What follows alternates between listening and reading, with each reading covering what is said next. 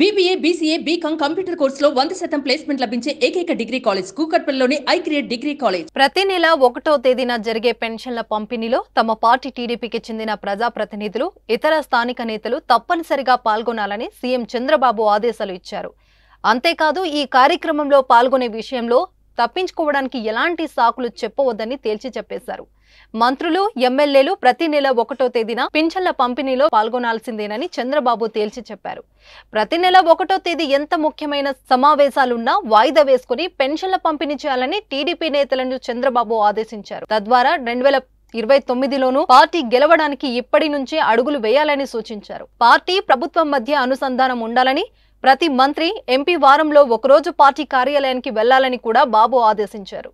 ప్రజలు, కార్యకర్తల నుంచి వినతులు తీసుకుని సత్వర పరిష్కారానికి చర్యలు చేపట్టాలన్నారు. మంత్రులు జిల్లాలకు వెళ్లినప్పుడు పార్టీ కార్యాలయాలను సందర్శించాలని మరో ఆదేశం ఇచ్చారు. ఎన్డీఏ నేతలతో సమావేశం అవ్వాలని, కార్యకర్తలకు అండగా నిలబడాలని, వారికి తగిన సాయం చేయాలని చంద్రబాబు సూచించారు.